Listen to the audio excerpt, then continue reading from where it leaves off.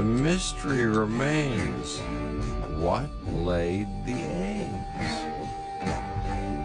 4 different species are commonly found in the region.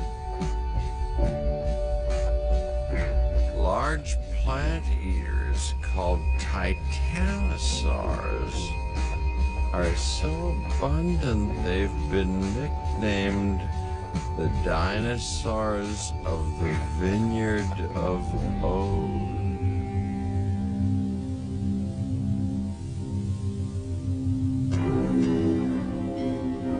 The most prevalent was Amplisaurus, 30 feet tall and 50 feet long. It weighed a ton, but its most striking feature was an armor-plated shoulder blade.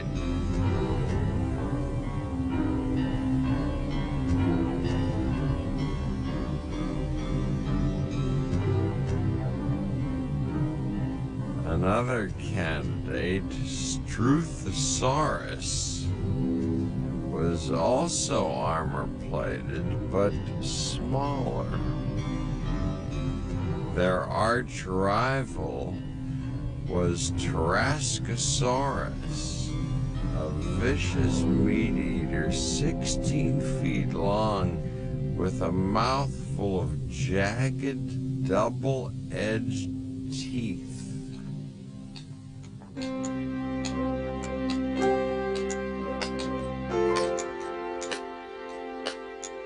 But dinosaurs weren't the only egg layers around 70 million years ago. Besides dinosaurs, we also found remains of very large birds, such as the pelvis here of a bird that was about the size of an ostrich. And of course, those birds must have laid eggs, big eggs, so that makes it a bit difficult for us.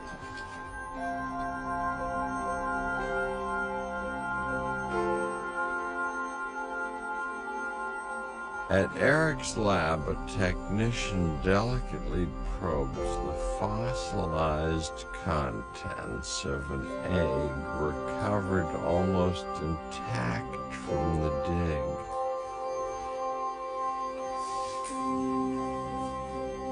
He's looking for the remains of an embryo, the only way to find out which dinosaur laid the egg.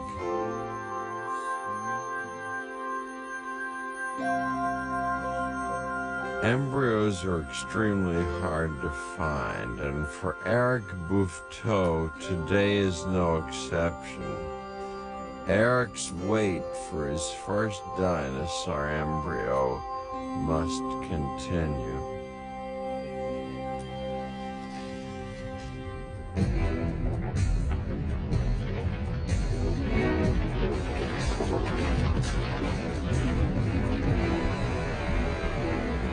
But in 1988, when rocks cascaded down a hillside 800 miles away in a remote area near Hatsig in central Romania, it was Dan Grigorescu of Bucharest University's lucky day.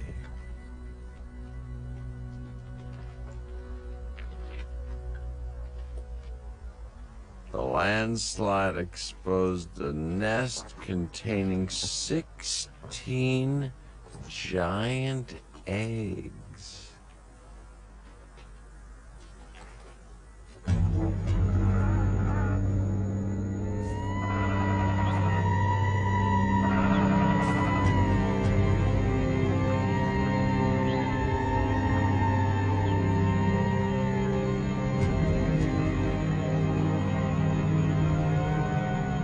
Prehistoric times, the nest lay on the shore of a tropical lake. Here, driven by instinct, a pregnant dinosaur returned to the place where she was born to drop her clutch of eggs. But before her tiny offspring could hatch, an unseasonal flood drowned the nest, burying the eggs in the sediment that would preserve them.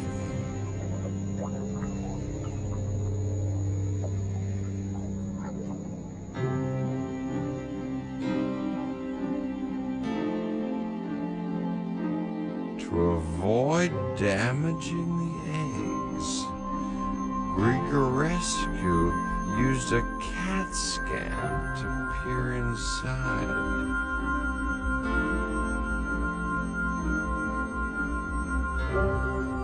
There he saw something his French colleague Eric Bouffetot would give his eye teeth to see: the barely formed embryo of a dinosaur, curled up undisturbed for over 70 million years.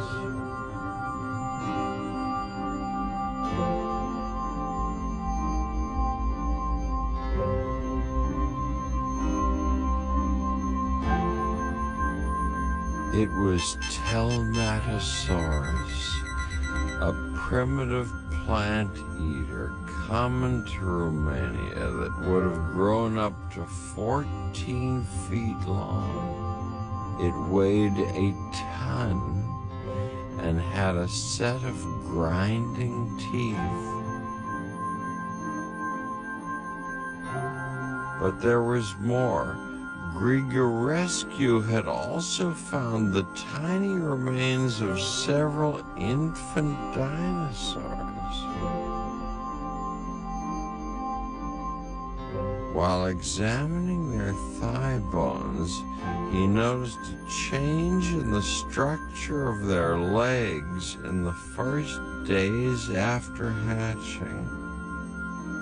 This suggests to us that hatchlings were kept in the nest till the bone characters developed enough to allow them to run. So the mother was near the nest for all this time, feeding the nestlings. Most modern reptiles abandon their young at birth. That dinosaurs were good mothers could be one reason why they flourished. From east to west, they roamed the continent of Europe for millions of years before they went extinct.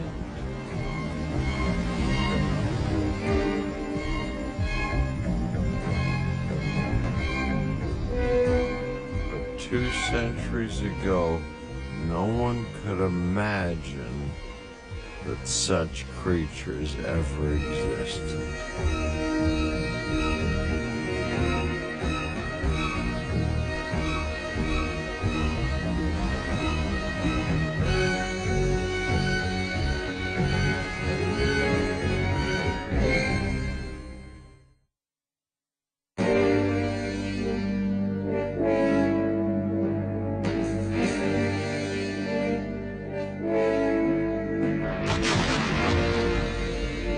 This monster skull, 4 feet in length, found in Holland, was so famous that following Napoleon's victory at the Battle of Maastricht in 1795, he claimed it as a trophy of war and sent it to Paris to Georges Cuvier, the most celebrated paleontologist of his day.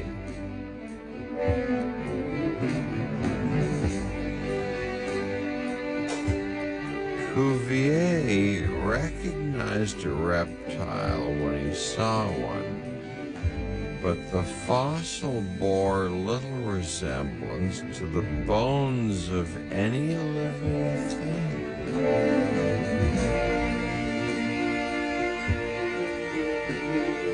He thought it belonged to a giant sea-going lizard that lived in the remote past and no longer existed.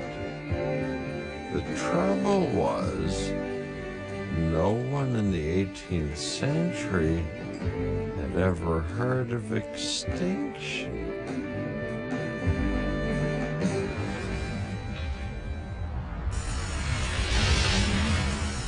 Europe is the birthplace of dinosaur science. It's really where the fundamental discoveries were made that allowed humanity to realize that animals had actually gone extinct. Cuvier was the first to provide detailed evidence that creatures unlike any known to man had once lived that vanished from the face of the earth. But in a world wrapped in religious dogma, his ideas were heresy.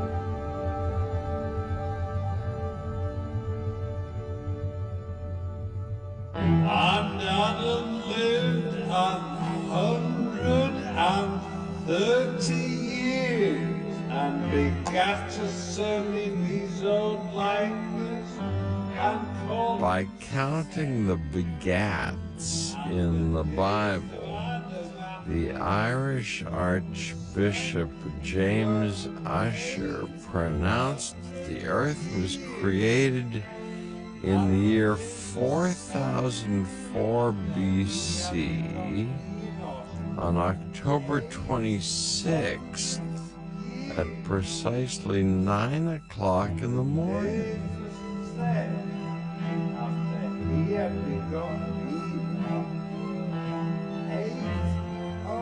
But a revolution was taking place. In 1795, a Scotsman named James Hutton was exploring the landscape around Edinburgh when he made a stunning observation. If erosion can wear down a mountain, why hadn't Hadrian's Wall, built by the Romans in 122 AD, changed much in 16 centuries? Surely the earth must be more than a few thousand years old.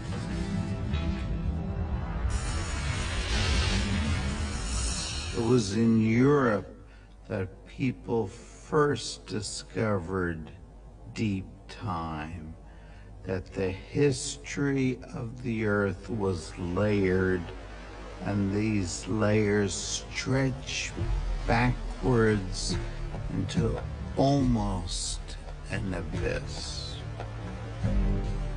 Dinosaurs by the thousands once roamed what is now the coast of southern England. These cliffs are 120 million years old, but they represent only a fraction of Earth history. Below are layers